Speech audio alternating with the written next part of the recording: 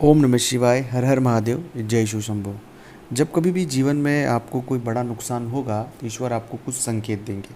अगर सही समय पर उन संकेतों को आप समझ जाएंगे तो आप अपनी बहुत ज़्यादा खुद की मदद कर पाएंगे। उन संकेतों को समझने के बाद आपको यह एहसास होगा कि ईश्वर की हम पर कितनी कृपा है कि हमारे साथ कुछ भी बुरा होने से पहले वो हमें संकेत दे रहे हैं।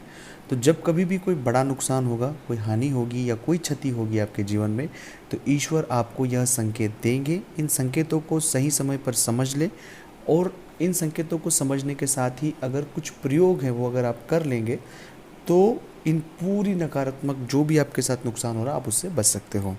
सबसे पहला, आपको ईश्वर हमेशा जब कभी भी किसी के साथ कुछ नुकसान उसका होने वाला है तो कुछ महीनों से, कुछ हफ्तों से नकारात्मक सपने आना शुरू हो जाता है। बहुत ज़्यादा नकारात्मक सपने अगर आपको आ रहे हैं तो आपको सावधान हो जाने की आवश्यकता है कि हमें कोई नुकसान होने वाला है। उसमें सपनों में इस तरह के नुकसान होते देखना, क्षति पहुंचते देखना, बहुत ज़्यादा चीज़ें, बहुत नकारात्मक सपने आना, और एक दो बार आए तो सामान्य प्रतिक्रिया है, लेकिन अगर बार बार आ रहे हैं तो वहाँ पर क्वेश्चन मार्क है, वहाँ पर हमें सावधान हो जाने की आवश्यकता है। दूसरा, ईश्वर हमें जो संकेत देता है कि आप बहुत ज़्यादा तनाव में रह रहे हैं, बहुत ज़्यादा चिंताओं में रह रहे हैं, बेवजह, कोई वजह नहीं है, छोटी सी बातों का बहुत ज़्यादा तनाव कर लेना कि ये कैसे हो जाएगा, मन में एक भय बन जाना कि अब कैसे चीज़ें सही होगी, किस तरह से होगी। हमारा ऐसा स्वभाव नहीं है सामान्य तौर पर, लेकिन हम न जाने क्यों बेवजह बहुत ज़्यादा तनाव, बहुत ज़्यादा सोचने लग गए, ओवर थिंक करने लग गए, और जीवन में चीज़ें जो सही हो रही थी वो धीरे धीरे खराब होती जाएगी। तो ये दूसरा संकेत है जिस संकेत को आपको बहुत डीप समझने की आवश्यकता है।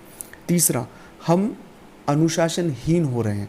जब कभी भी व्यक्ति अनुशासनहीन हो जाता है तो उसके साथ कोई बड़ा नुकसान हो जाता है। अनुशासनहीन होने से अगर सामान्य जीवन में कोई व्यक्ति उसे नुकसान होता है, एक सामान्य सी बात है, लेकिन अनुशासनहीन होने से मतलब है कि जो व्यक्ति अनुशासन को पसंद करता है वो अनुशासित खुद रहता है, लेकिन वो चाहते हुए भी, न चाहते हुए भी अनुशासन को तोड़ रहा है। उसके जीवन में बहुत सारे अनुशासन होता है, चाहे वो प्रेम में अनुशासन हो, व्यापार में अनुशासन हो, धन में अनुशासन हो।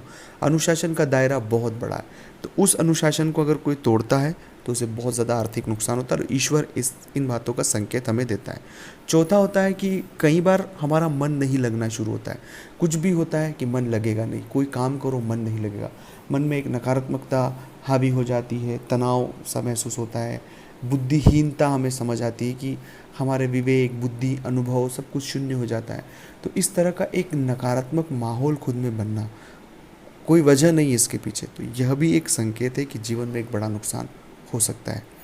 अगला संकेत यह मिलता है कि व्यक्ति नास्तिक हो जाता है, ईश्वर में उसकी आस्था कम हो जाती है, वो भगवान को नहीं मानता है, वो उन तर्कों को ज़्यादा तवज्जो देता है जो ईश्वर के खिलाफ हो।